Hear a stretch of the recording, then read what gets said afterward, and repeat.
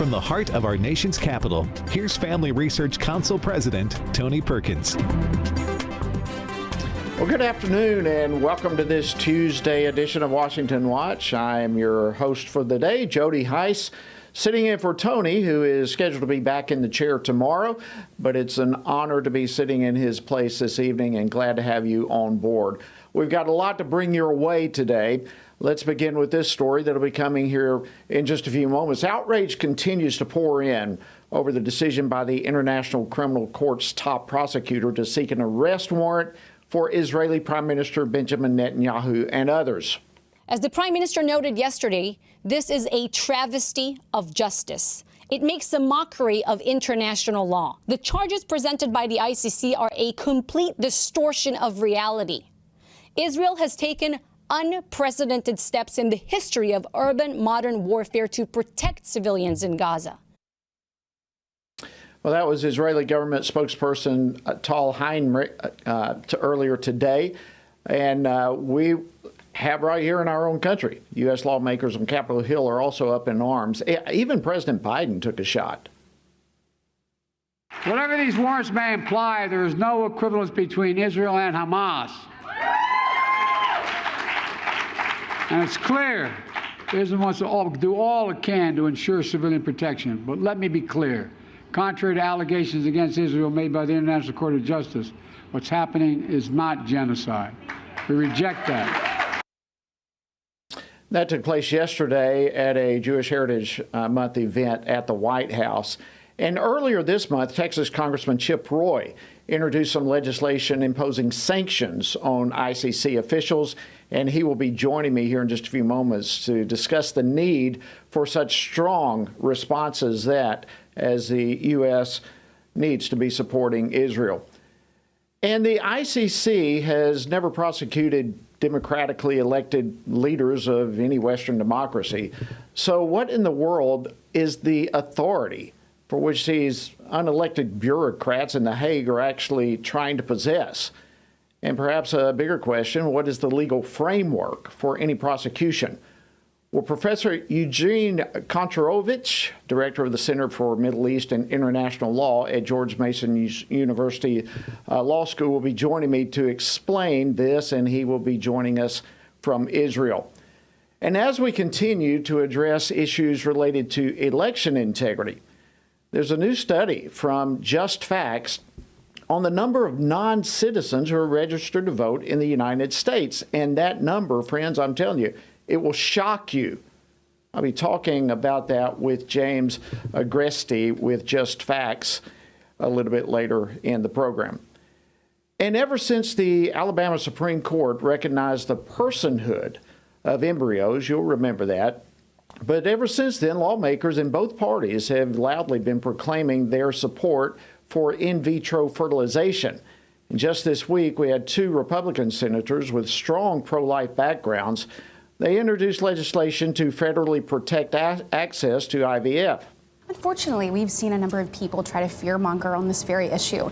And so Ted and I came together, and we believe this effort should be bipartisan to make sure that every parent across the country who wants to bring life into this world and may be struggling with infertility or others, but wants to use IVF to create the miracle of life, bring it into the world, has a certainty that that's going to be available to them. Well, that was Senator Katie Britt of Alabama yesterday on Bloomberg TV, together with Senator Ted Cruz of Texas. So what's in this bill? And how, frankly, should Christians approach this sensitive topic from a biblical worldview?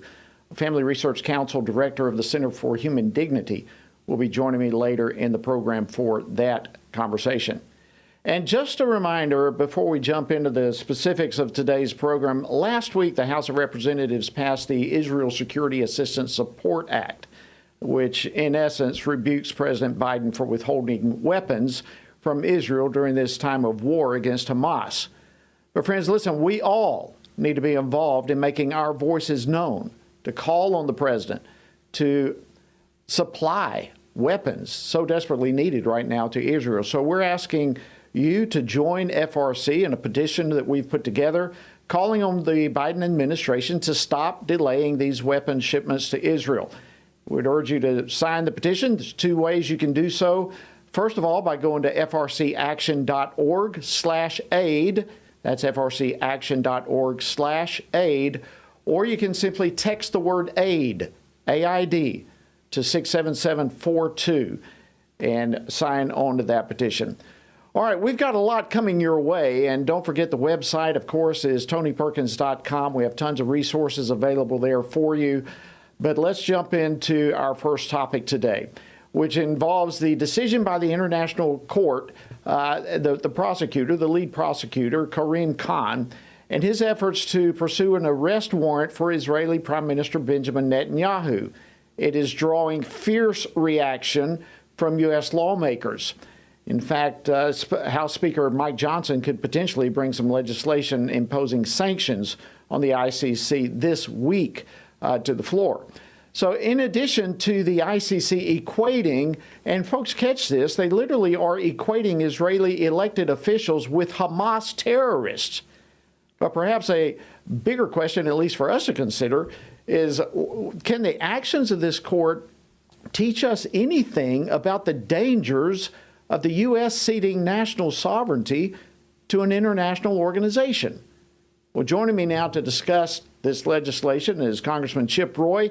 He himself introduced legislation earlier this month that would impose sanctions against the ICC and its employees who investigate or prosecute the U.S. or its allies. Congressman Roy serves on the Judiciary Committee, also the Rules Committee, and the Budget Committee. He represents the 21st Congressional District of Texas. Congressman Roy, great to see you, my friend. Welcome back to Washington Watch. Jody, great to be on. I'm up at the Rules Committee right now in a phone booth, so forgive me for my cramped quarters. I hope you can hear me okay. Yeah, we hear you just fine. And listen, thank you. I know you've got so many plates spinning. Thank you for stepping out of the committee for just a few moments to spend with us. All right, let's start with this, Congressman. Your initial reaction to the ICC prosecutor's announcement for an arrest warrant. Well, first of all, it was unfortunately not all that surprising, which is why we had set out several weeks ago, knowing this was potentially coming, to put a bill in place, do the hard work of making sure that it was structured the right way. We worked with Senator Tom Cotton, who in the Senate had introduced a sanctions bill. And then we worked and we produced a version that was similar, although we actually added some things that we thought strengthened it and made it work a little better. And we filed it on our side, and we now have 48 co-sponsors, maybe 50 now. Pretty significant cross-section of the conference, which you, as a fellow, conservative and Freedom Caucus member, understand that it's important to have a pretty good cross-section. We've got everybody from, Chip Roy and Andy Biggs to Brian Fitzpatrick, and you've got leadership folks like Elise Stefanik and others that are on this bill, because we all understand that this is a significant attack on our sovereignty, but importantly, a direct assault on Bibi Netanyahu and what he's doing to try to protect Israel from the obvious attacks that have been levied upon them. But more importantly, the attacks being levied upon them by the international community, the United Nations, obviously engaging in their resolution, which unfortunately the Biden administration, sat down and didn't even participate. They abstained, which basically is a thumb in the eye to Israel. We've seen what's happening with Biden trying to take the funding away, or importantly, not sending the munitions that were necessary. So we reacted last week. This is important that we send a united statement as Congress that this administration must stand aside Israel and not accept an illegitimate criminal court that interferes with their sovereignty or ours. Last point. President Trump in 2020 issued an executive order to basically say we're going to sanction the ICC, the International Criminal Court, if they ever target Americans, target us or our allies. And unfortunately, Joe Biden, like many things, reversed that when he got into office. But this congressional act we put forward would require sanctions to be immediately applied on the ICC. Okay, I want to underscore what perhaps our viewers and listeners did not catch, but you introduced this legislation earlier this month, long before the ICC made the announcement. So before all of this actually transpired, as it has in the last couple of days, you introduced this legislation. What did you see coming? Tell us why you introduced this weeks ago. Well, if you go back, as I alluded to before, and you saw what the United Nations did in basically calling for a one-sided ceasefire, effectively siding with Hamas and undermining Israel, and the United States sitting on our hands and abstaining, well, that was a clear signal where the international community was going.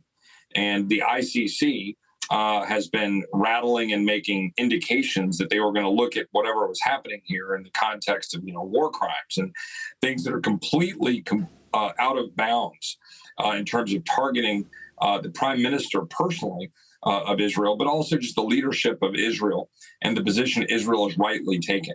I think it's important to note on a show like this with Family Research Council, where you have so many obviously people of faith, Christians, who hear these talking points that somehow there's this, indiscriminate killing of Palestinians. The data does not bear that out. Israel has bent over backwards, taking every step they can to try to not harm people that are civilians that are not, directly tied to what is going on with Hamas. But Hamas is obviously intertwined with their communities. Israel has sent text messages. They've sent 15 million leaflets. They've sent voicemails. They've given them 2 weeks notice. They've specifically made targeting areas so they can avoid civilian casualties. And their overall civilian casualty ratio is lower than the United Nations even suggests, and frankly, better than even America's been in past conflicts and many times. So that's a long-winded way to say we need to stand by Israel, defend their right to defend themselves. We can't let an entity like the International Criminal Court target Israel's sovereignty, because I promise you, they're going to come after ours. That's why these sanctions matter. It's why Trump was right, why Biden was wrong, and why Congress needs to act.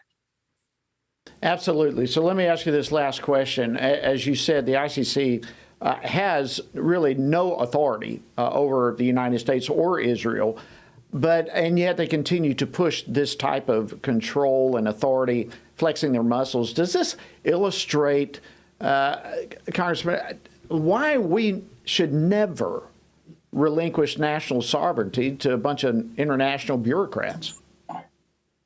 Yeah, I mean, look, I think we should have a wholesale review of all of our entanglements with international organizations. We send billions of dollars every year to the United Nations. It wasn't until just a couple of months ago that we finally got the defunding of UNRWA, right? The United Nations, I think World Refugee Assistance, I think is what it stands for. And that was money funneling directly to Hamas. We know that. In fact, people funded by UNRWA were a part of attacking Israel on October 7th. So we should disentangle ourselves from the United Nations, defund them. The World Health Organization in the next 2 weeks is going to be issuing their guidelines or whatever the hell they're doing. This is essentially going to step all over our sovereignty. We should be acting on that. And then this International Criminal Court, what they're going to do to Israel, what they are trying to do to Israel, and specifically to Prime Minister Netanyahu, is what's going to come at us. We've got to disentangle ourselves, remind the world that we are sovereign, remind ourselves that we are sovereign, importantly, stand by our allies, have alliances that matter, not alliances that are just there for the sake of it, and these global alliances which undermine our sovereignty. And that's what we need to do. And this is an important step to do that. Every Republican should be a part of this. We need to sanction them and then go further when, Lord willing, President Trump is elected and we have the House. Got to leave it right there. Congressman Chip Roy, thank you so much for stepping out of the Rules Committee and for joining us on Washington Watch. Great information. All right, friends, more to come on the International Criminal Court's attack on Israel right after the break. So stay tuned. We'll be back in a moment. It begins here, and here, and here. Every day. Before you stand, you need solid ground. Standing in a culture that wants you to surrender the truth won't work unless you have a firm foundation. At Family Research Council, we have that firm foundation, and you can find us standing. We stand for the value of all human life. We stand for the right of families to flourish. And every day we stand for your freedom to believe and to live out those beliefs both at home and abroad. We work with government officials, educating them on the issues from a biblical worldview. And when necessary, we hold them accountable. We equip Christians across America to be informed and to take action in their communities. With our daily radio program, television appearances, and vast online presence, we reach people where they are. We envision an America where all human life is valued, families flourish, and religious liberty thrives. And that won't be realized if we're not standing. Stand for faith. Stand for family. Stand for freedom. Stand with us at FRC.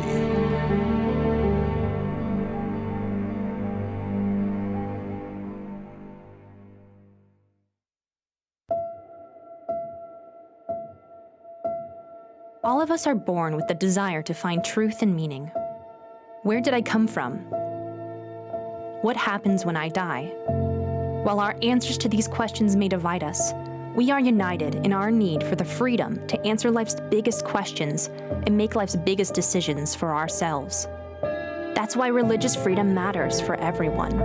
Religious freedom matters because the powerful have long wanted to control those who are less powerful. Religious freedom matters because the freedom of those who are different is often threatened by those who believe different is dangerous. At the Center for Religious Liberty at Family Research Council, we promote religious freedom for everyone because the only alternative is religious freedom for no one. We encourage Americans and the American government to engage and advocate for the persecuted, and they do. We work every day to bring good news to the afflicted, to proclaim liberty to captives and freedom to prisoners. We do it because that's what Jesus does. We work to give freedom to others because we ourselves have been set free.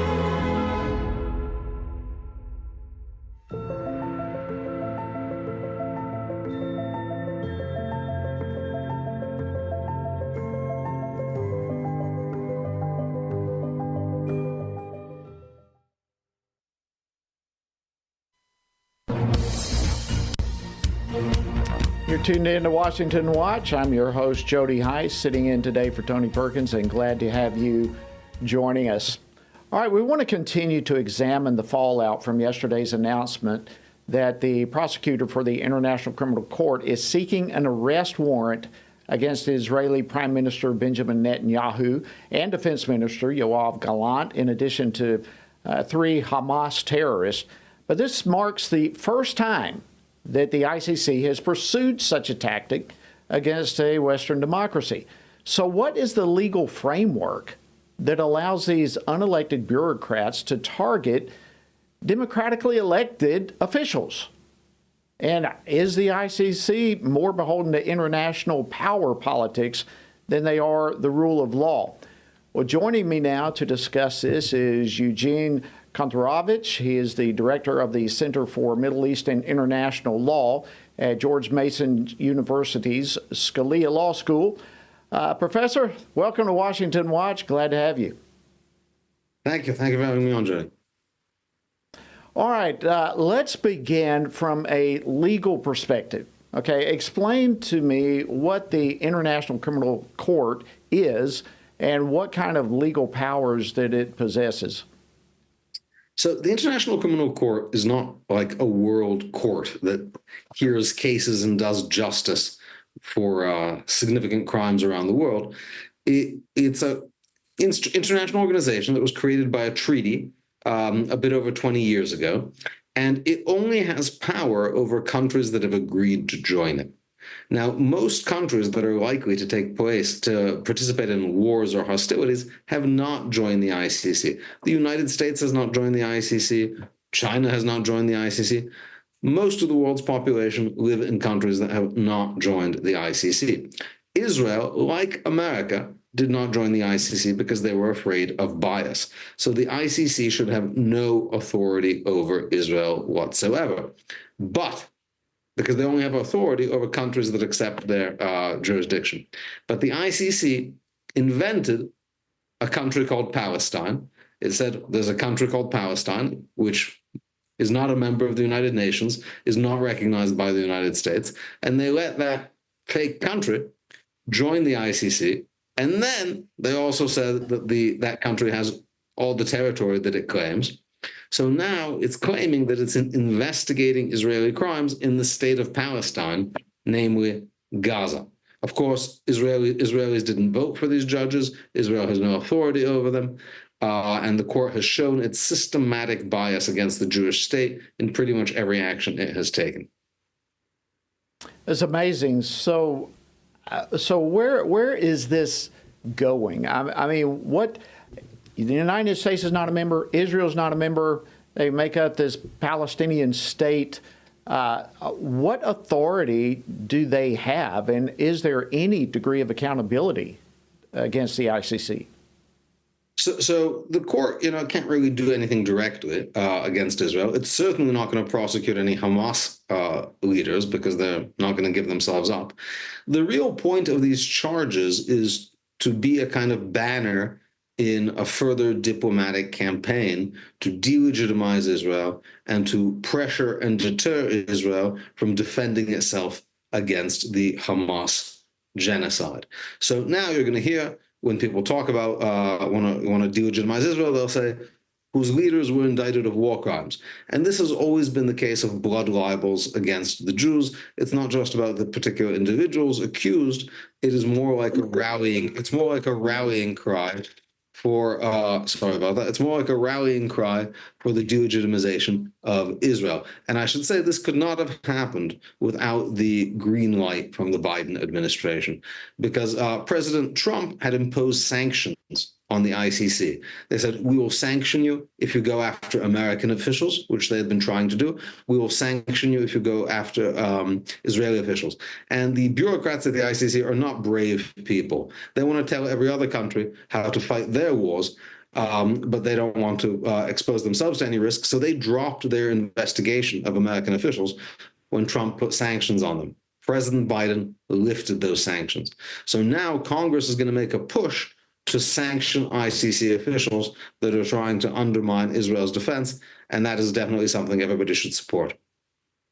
Yep. What a tangled mess we've got here. We would not be in this mess, quite frankly, had the Biden administration not reversed those previous policies. So let me just get this straight from what you said a moment ago. The ICC, Prosecutor Karim Khan, this, in your opinion, is a politically driven motivation, not really a case of any kind of legal authority, but it is a politically driven situation. Is that an accurate assessment?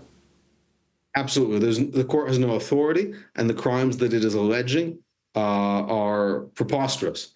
They're saying that Israel has starved Gazans to death. Of course, it's not clear that anyone has starved in Gaza. And to the extent there's a problem with food supplies there, it is well known that Hamas steals and plunders all the civilian, all the humanitarian supplies that are coming in. So it's not clear why it's Israel rather than Hamas that is being accused of this. It's clear that Egypt has been cutting supplies. So it's made up, quite frankly. But again, the point is not proving it in court, because this is almost certainly never going to get to court. It's about blackening Israel's name in the court of public opinion. Let me hit this last question for you. We've only got about a minute or so left, but you're in Israel now. So what is the reaction you're hearing from Israelis regarding the ICC?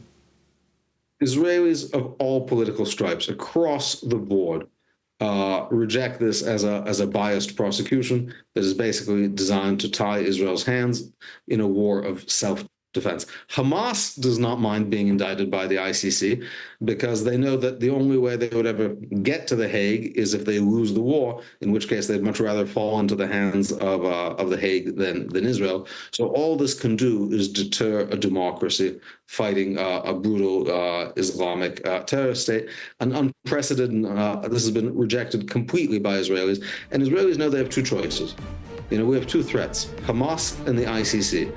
And Hamas is a lot scarier. So Israel is not going to give up or relent in its fight against Hamas at all, because the ICC may cause diplomatic problems, but Hamas is out to kill every last Jewish person here. Thank you so much, Professor Eugene Kontorovich from George Mason University. Very grateful for you joining us on the program. All right, friends, coming up, there's a new study with some disturbing findings about non-citizens voting in our elections. The numbers are going to be shocking. It's coming your way right after the break. So stay tuned.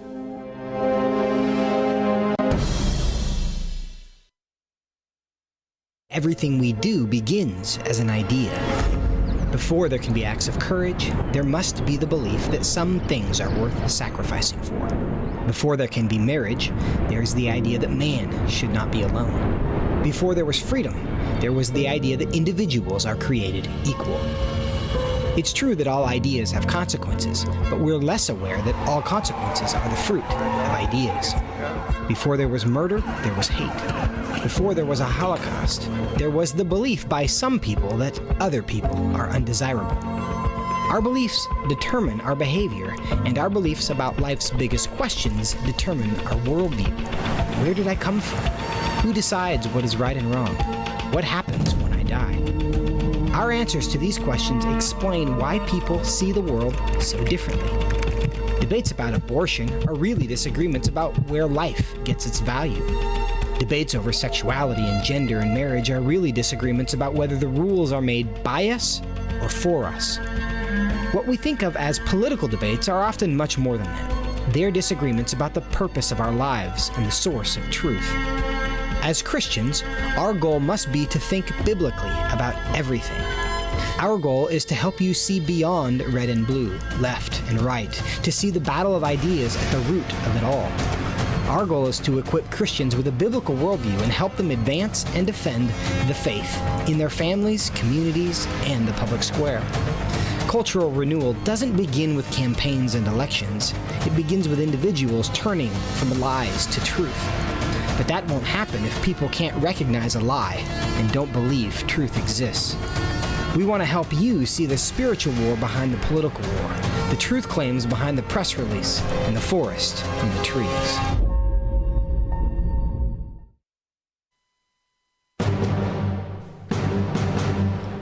Welcome back to Washington Watch.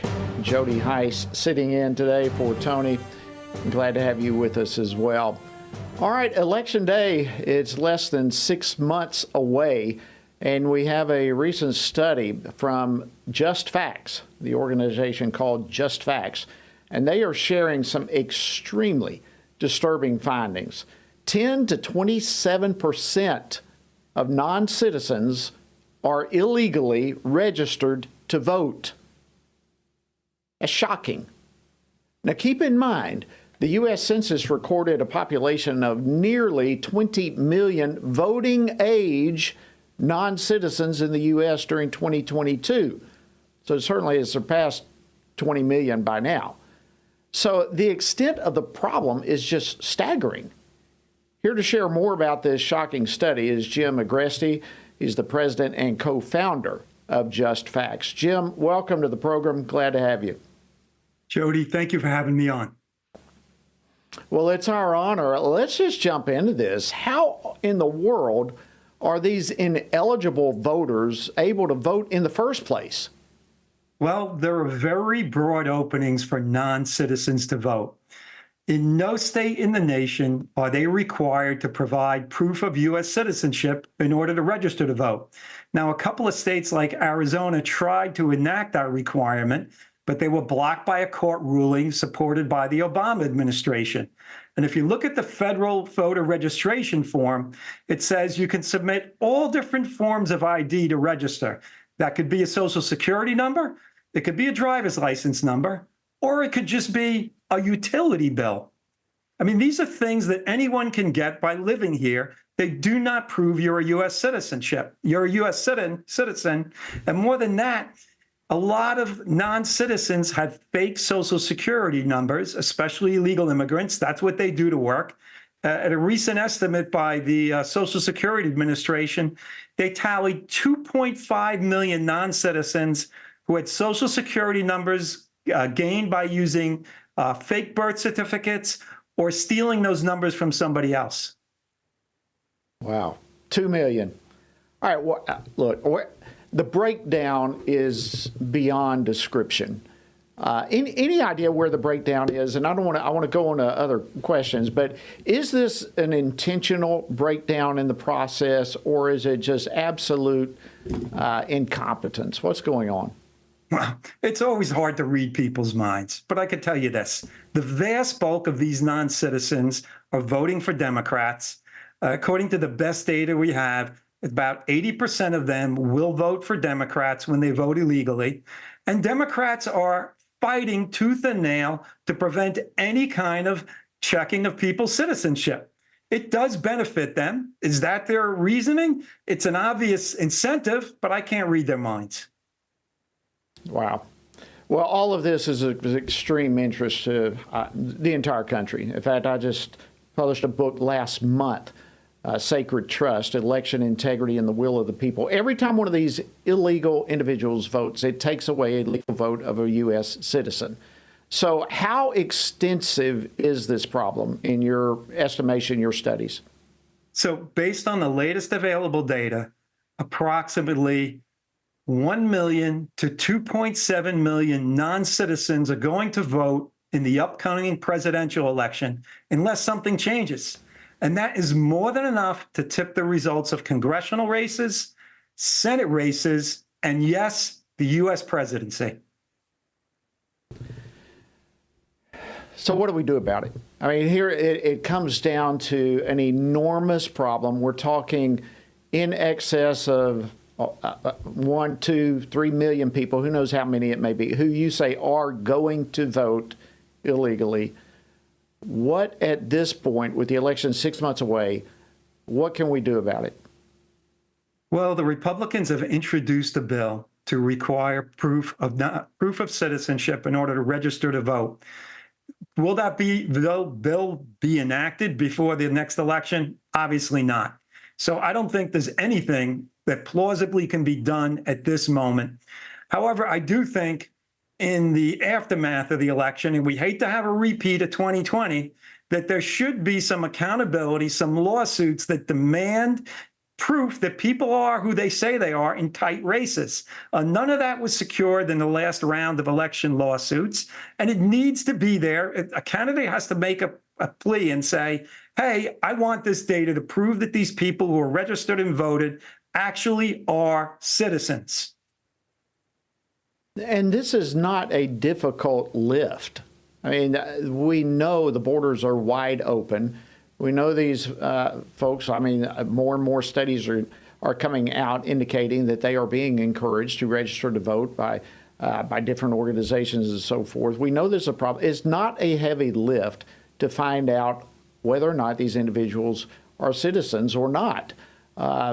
So any idea what the status is of the bill that you mentioned, the legislation that could be potentially moving? My guess is it will move in the House and die in the Senate, but that's just an educated guess. And again, even if somehow it got through the Senate, there's no way Joe Biden's signing that bill. No, I'm afraid you're right. Jim Agresti with Just Facts, president and co-founder, thank you so much for the research you've done. Thank you for taking time to join us today on Washington Watch. Greatly appreciate it. Jody, thank you for having me, and I'm sorry I couldn't give you better news. Well, hey, listen, we can't fix the problems if we don't know what we're dealing with. So thank you so much. All right, friends, coming up, FRC's Mary Zock is going to be joining me as we consider IVF, in vitro fertilization, the entire industry. We're going to be looking at it in light of legislation that was introduced by 2 Republican senators and looking at it from a biblical worldview perspective. So much more is coming your way here on Washington Watch. Stay tuned. We'll be back right after this break.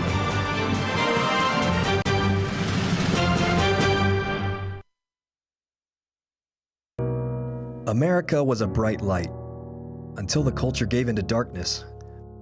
But we won't. We're in a battle for the soul of our nation, between right and wrong, between truth and lies. At a time when the mainstream media is blocking Americans from truth, millions are searching for a source of trustworthy news that shines a light in the darkness. At this time of great need, FRC is lighting the way forward. For 40 years, Family Research Council and its partners have stood together to advance and defend biblical truth in government and culture. Between our flagship broadcast program, Washington Watch with Tony Perkins, to our news outlet, The Washington Stand, FRC is providing believers across the country with news they can trust from a biblical worldview. When you stand with FRC, you help light the way forward for America and the next generation. Go to frc.org/give. Jesus said in John 15, "These things I've spoken to you, that my joy may remain in you, and that your joy may be full." In 2024, in these divided and uncertain times, how can this be possible? By abiding in Him through His Word. At Family Research Council, we want to help you do that, which is the reason for the Stand on the Word Bible reading plan. In just 10 to 15 minutes each day, you will have read the entire Bible in just 2 years. But more importantly, you will be abiding in Him daily. Find our Bible reading plan at frc.org/Bible. And join Tony Perkins each weekday for a 10-minute devotional inspired by the daily reading and designed to encourage you on this journey through the Bible. Listen on Apple Podcasts, Spotify, and YouTube. And remember, the grass withers and the flower fades, but the word of our God will stand forever. Research has found that there are 59 million American adults who are a lot like you. There are millions of people around the country who are born again, deeply committed to practicing their faith, and believe the Bible is the reliable Word of God. But that's not all. They're also engaged in our government. They're voters. They're more likely to be involved in their community, and they're making a difference in elections. The problem is that a lot of them feel alone too. We want to change that. FRC wants to connect these 59 million Americans to speak the truth together, no matter the cost. If you want to learn more about this group and what it means to be a spiritually active, governance-engaged conservative, or if you want to find out if you are one of these sage cons yourself, join us. Go to frc.org/SAGECON, SageCon, to learn more. That's SAGECON, SageCon, to learn more.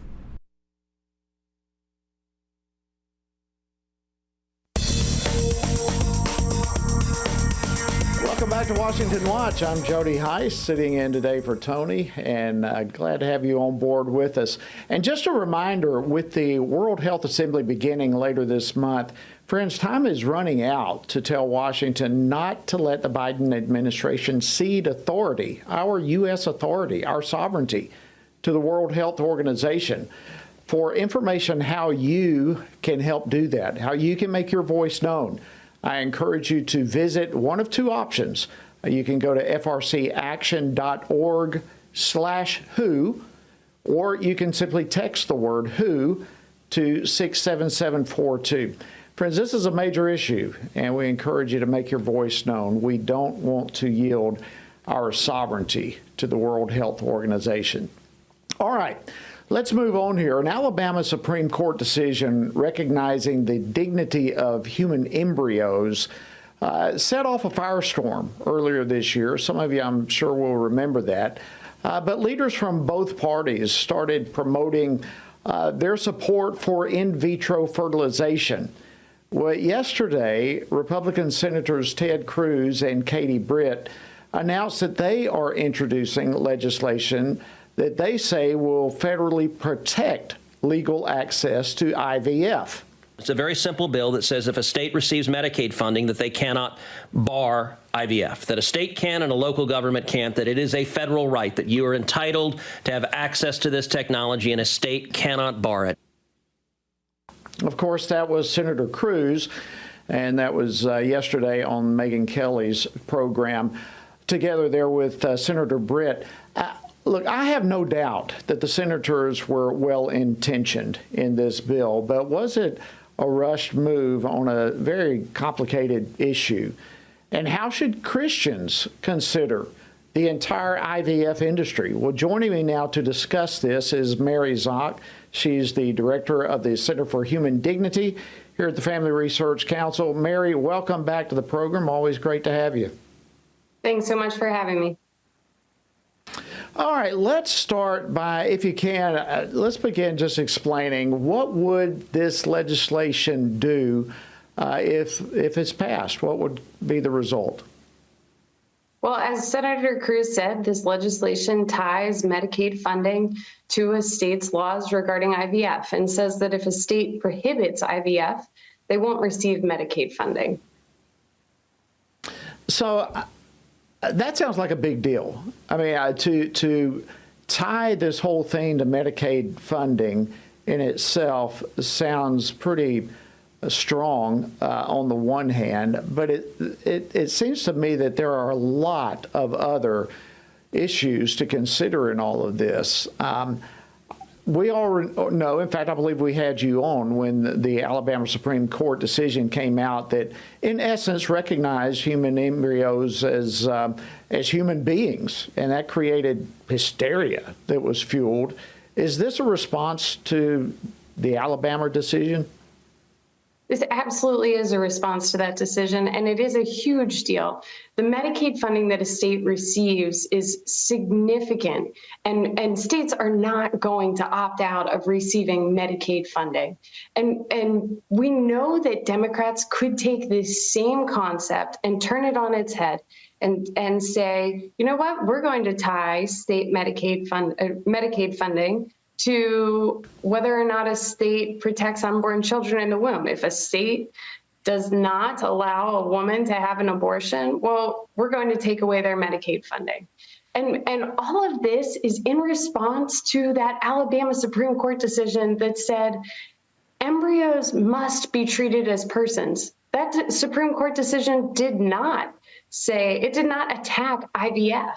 What it did was it said that the IVF industry has to treat the embryo as a human being, which it is. Scientifically, it is. And so to assign a different set of value to an embryo simply because it's not conceived within a woman's body, it's morally, logically, and scientifically inconsistent. Yeah, there's so many issues with this. Do you have any idea, let me start with this, any idea at all why they chose to tie Medicaid to this bill? Well, I think it is to make this a federal right. This is something that, as I mentioned, states are not going to opt out of. And so this is really a huge stick that they're using to force states into not prohibiting IVF in any way. Now, a key point here is that no states are currently trying to prohibit IVF.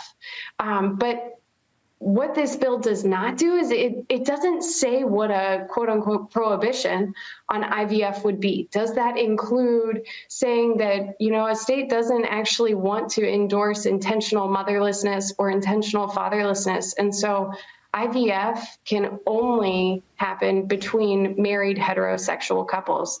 Does that mean that a state decides, we don't actually want to endorse human trafficking, and we know that that's linked to surrogacy, so we're going to say that paid surrogacy is prohibited within our state? Does that mean that a state can't say an embryo has human DNA, it is a person, and so that those embryos must be treated with dignity and respect, and that means they can't be frozen, they can't be destroyed? Are those, in fact, what would be considered prohibitions under this bill? We know that the Democrats would think so.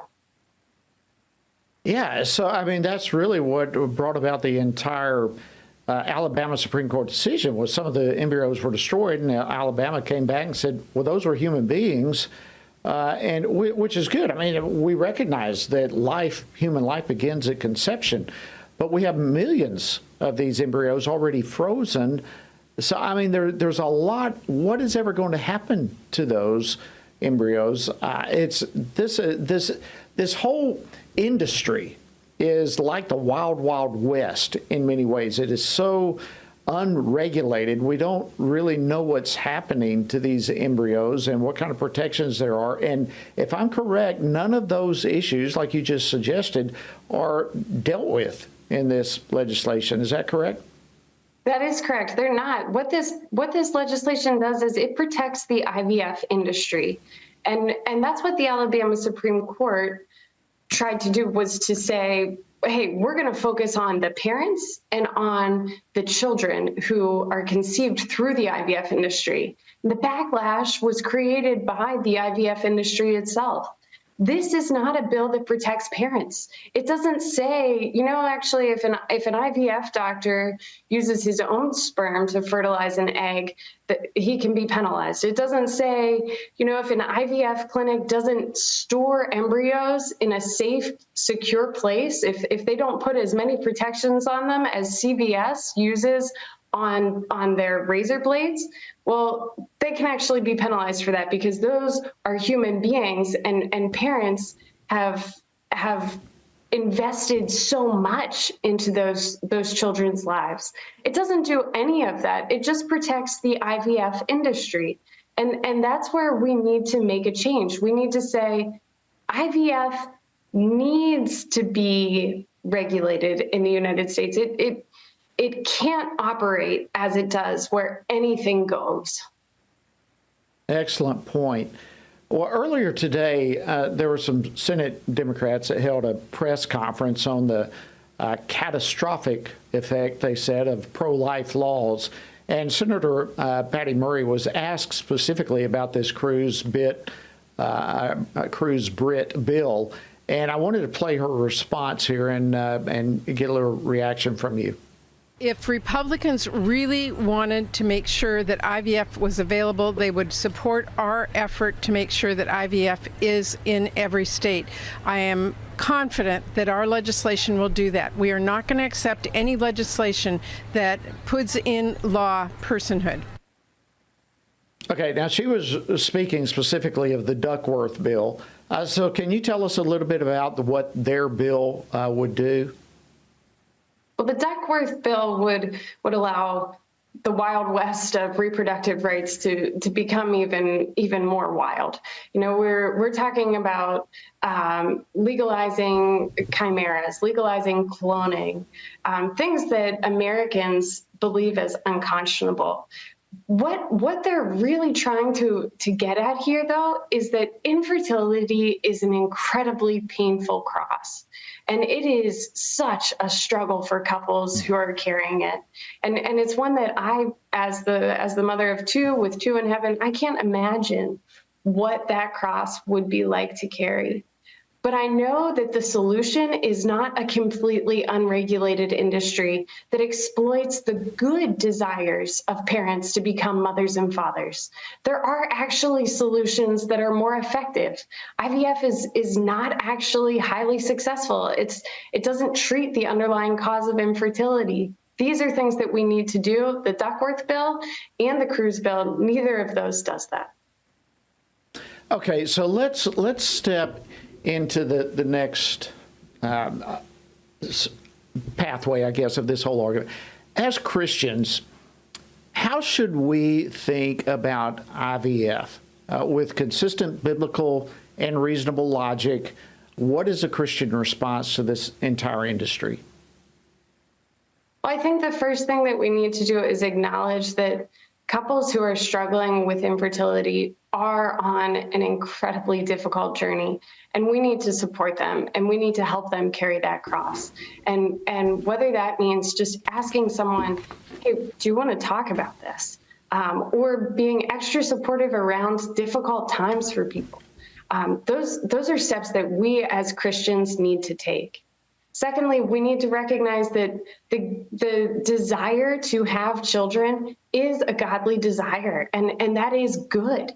But we cannot allow that desire to become out of order from where it should be. We can't allow that desire to completely dominate and separate us from doing things that we know are aligned with God's will. And that begins with respecting the dignity of every human person, the mother, the father, and any future children who may be conceived. And so with that comes recognizing that the IVF industry preys upon women. There are all sorts of medical challenges that women face as the result of IVF, whether it's an increased risk of ectopic pregnancy or of preeclampsia or of multiple births, which brings with it a more challenging pregnancy. But those physical challenges brought on by IVF, don't even speak to the emotional and mental toll that the process takes. And that is a burden that's carried by both the mother and the father. Pornography is an integral part of the IVF process. And the husband's use of pornography is typically how sperm is obtained. That's not good for a marriage. We know that pornography goes against what God tells us about the dignity of men and women and the marital act. And then we know that embryos, while some of them do result in a baby that is one day held by the mother and father, we know that an embryo is a human being from the moment that embryo is conceived and the moment that egg is fertilized. And so that embryo must be treated with dignity and respect. Only 7% of all embryos ever created result in a baby that is held in a mother's arms. And so that means 93% are either destroyed, discarded, frozen, experimented on, or placed in a freezer for future use. And that is something that we really have to reckon with. And then in addition to that, we know that IVF has been used to enable gay parenting, which we know is not good for children. We know that it has been used with surrogacy, which we know can be linked to human trafficking and again, separates a child from his mother. So I think as Christians, we are tasked with looking at the complete picture. And yes, infertility is a huge cross, and we need to help couples with that. And we can point them towards options like restorative reproductive medicine that actually can address infertility and that actually has significantly higher success rates than IVF does.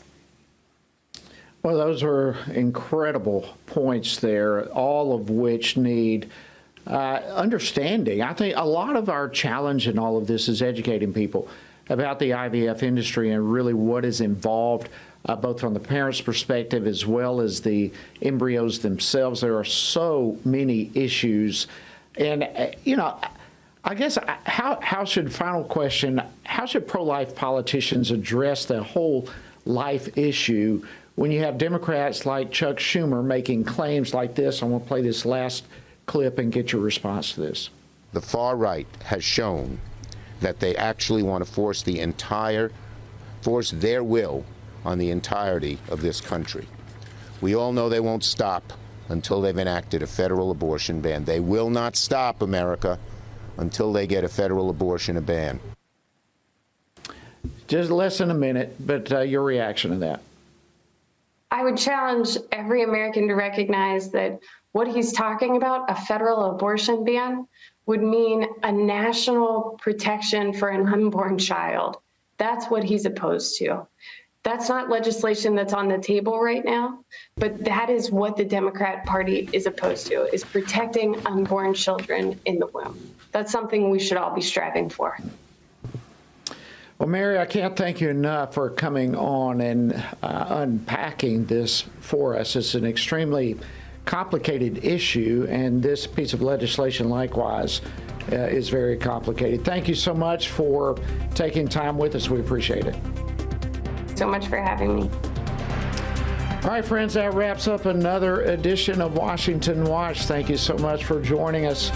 Tony should be back in the chair tomorrow. I hope you have a great remainder of your evening, and thank you for joining us on Washington Watch.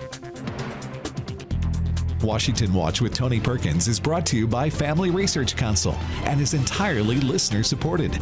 Portions of the show discussing candidates are brought to you by Family Research Council Action. For more information on anything you've heard today, or to find out how you can partner with us in our ongoing efforts to promote faith, family, and freedom, visit TonyPerkins.com. Also, to leave a comment about Washington Watch, call our watch line at 1-866-372-7234. That's 1-866-372-7234.